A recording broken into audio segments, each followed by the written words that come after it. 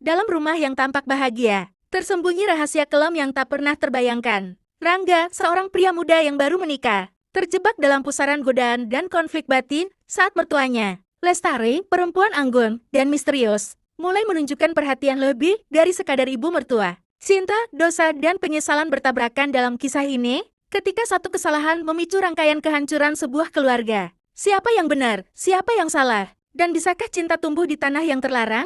Assalamualaikum, halo bunda-bunda tercinta, sahabat Kartini. Semoga bunda semua selalu dalam keadaan sehat, bahagia, dan penuh semangat. Selamat datang di channel Cerita Suara Kartini, tempat di mana kita berbagi kisah rumah tangga penuh drama, mengaduk emosi, dan menyentuh hati. Karena setiap cerita punya makna, dan setiap makna bisa jadi pelajaran hidup untuk kita semua. Sebelum kita mulai, yuk absen dulu bunda dari kota mana aja, nih.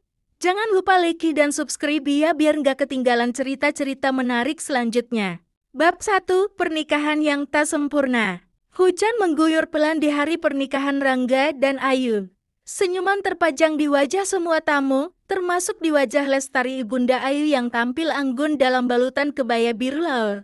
Tak ada yang tahu bahwa dari balik matanya yang teduh, tersimpan luka masa lalu yang tak pernah benar-benar sembuh. Rangga mencium kening Ayu dengan lembut setelah prosesi akad selesai.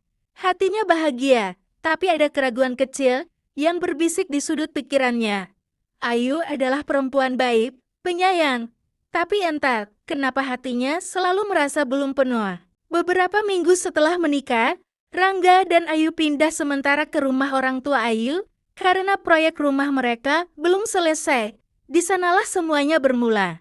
Lestari, ibu mertuanya, sering duduk di dapur sambil menyeruput teh sore hari, dan Rangga yang kebetulan sering bekerja dari rumah mulai menikmati obrolan singkat dengan Lestari tentang banyak hal, kehidupan, cinta, dan luka. Hari itu, Lestari tertawa kecil saat Rangga menjatuhkan sendok. Kamu ini persis kayak almarhum ayahnya Ayu, ceroboh tapi manis.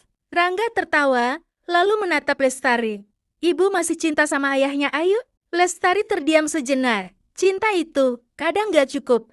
Kadang kita cinta, tapi tetap merasa kesepian.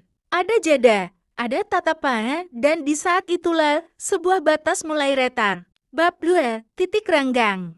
Malam itu, Ayu pulang lebih larut dari biasanya. Pekerjaan di kantor sedang padat dan wajahnya tampak lelah ketika membuka pintu. Maaf ya, sayang. Lemburnya molor. Aku langsung mandi, katanya cepat. Tanpa sempat mencium pipi Rangga seperti biasa. Rangga hanya mengangguk. Di ruang tamu yang sudah sunyi, hanya suara televisi yang menemaninya. Ia tidak menyadari bahwa Lestari berdiri di ambang pintu dapur memperhatikannya. Capek ya? Tanya Lestari dengan nada lembut, lalu duduk di sofa seberang Rangga sambil membawa 2 cangkir teh. Rangga sedikit kaget, tapi kemudian tersenyum. Iya Bu, mungkin kami sama-sama lagi adaptasi. Namanya juga rumah tangga baru. Lestari mengangguk pelan. Ayu memang seperti itu, sibuk sendiri, kadang lupa bahwa suami juga butuh teman bicara. Rangga diam. Kata-kata itu seperti menggema di dadanya. Lestari melanjutkan, kalau butuh cerita, ibu selalu ada. Jangan sungkan. Malam itu, mereka mengobrol cukup lama tentang Ayu yang keras kepala, tentang impian Rangga membuka usaha sendiri, bahkan tentang masa muda Lestari saat masih gadis desa yang dinikahi lelaki kota. Pembicaraan itu hangat, terlalu hangat. Hingga Rangga nyaris lupa kalau yang duduk di depannya adalah mertua bukan teman. Hari-hari berlalu, dan setiap kali Ayu pulang larut, Rangga dan Lestari seperti punya dunia kecil mereka sendiri. Obrolan, tawa, kadang juga hening yang nyaman. Suatu sore, listrik padam. Hujan deras turun. Rangga dan Lestari duduk di teras, menyaksikan langit menumpahkan emosinya. Ibu pernah merasa jatuh cinta, tapi salah waktu? Tanya Rangga, entah kenapa. Lestari menoleh, matanya menatap dalam, lebih lama dari biasanya. Pernah, dan rasanya seperti berdosa, bahkan sebelum melakukan apa-apa. Sunyi, hujan seperti mendengarkan.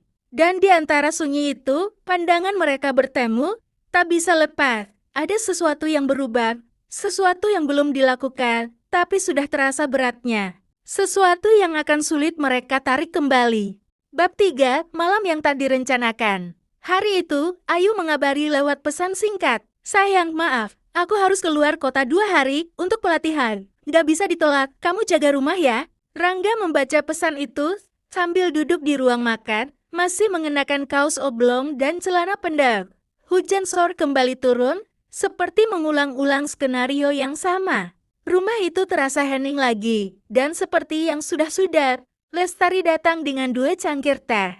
Tapi kali ini, ia mengenakan daster tipis berwarna ungu, rambutnya dikuncir ke samping, aroma bunga melati samar-samar tercium dari tubuhnya. Rangga meneguk ludah. Ia tahu, ada yang tidak biasa malam itu. Ibu, nggak ke kamar? Tanyanya pelan. Belum ngantuk, jawab Lestari, duduk perlahan di sebelah Rangga. Kamu sendiri? Belum juga. Ada keheningan yang lebih berat dari biasanya. Mata mereka tidak sekadar bertemu, mereka saling mengunci. Dan di satu detik yang terlalu lama, terlalu dalam, terlalu dekat, tangan Lestari menyentuh punggung tangan Rangga. Rangga menoleh, hendak bicara, tapi Lestari lebih dulu berkata, kalau aku bilang aku kesepian, kamu marah nggak? Bu, jangan, kita nggak seharusnya. SSST, jangan pakai seharusnya, karena hidup ini terlalu sering menyiksa kita dengan aturan yang tak pernah kita pilih. Lalu, tanpa peringatan, Lestari mendekat. Bibir mereka nyaris bersentuhan. Dan di momen itu, Rangga tidak menolak. Tubuhnya mematung, tapi hatinya berdentum keras. Logika kabur, digantikan sesuatu yang lebih liar, keinginan. Ciuman itu terjadi singkat, tapi cukup untuk membuka pintu neraka. Mereka saling menjauh, terengah, panik. Wajah Lestari memerah, mata berkaca-kaca. Rangga berdiri, melangkah mundur. Aku harus keluar, katanya, hampir berlari keluar rumah, membiarkan hujan membasahi tubuhnya. Ia berdiri di bawah langit malam yang murka, mencoba mencuci bersih rasa bersalah, tapi sudah terlambat. Sekali batas dilanggar, tak ada jalan pulang yang benar-benar utuh. Bab 4, Warisan yang tersembunyi. Rangga hampir tidak tidur malam itu.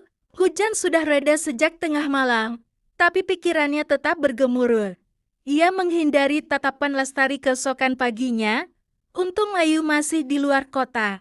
Lestari pun bersikap biasa, seolah malam sebelumnya tak pernah terjadi.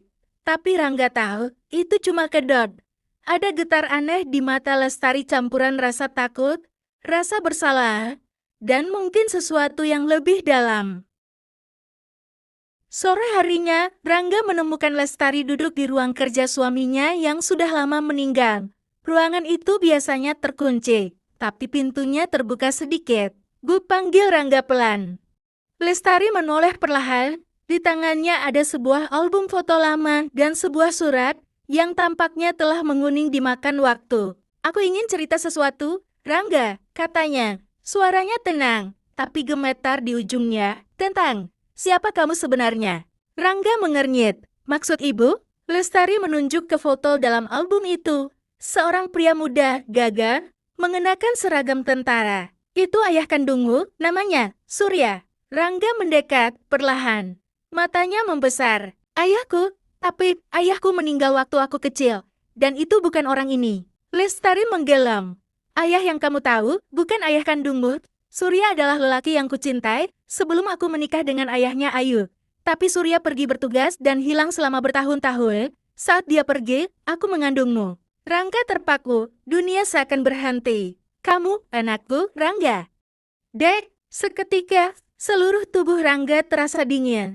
Mulutnya terbuka, tapi tak ada kata yang keluar. Aku tak pernah tahu harus bagaimana. Setelah Surya dinyatakan hilang, aku dipaksa menikah oleh orang tuaku. Kamu dibesarkan oleh saudara jauh kami, dan aku cuma bisa mengawasi dari jauh. Rangga terduduk, nafasnya terputus-putus. Jadi, aku ini, anak dari dosa yang lama. Dan sekarang, kita hampir mengulanginya. Air mata Lestari jatuh.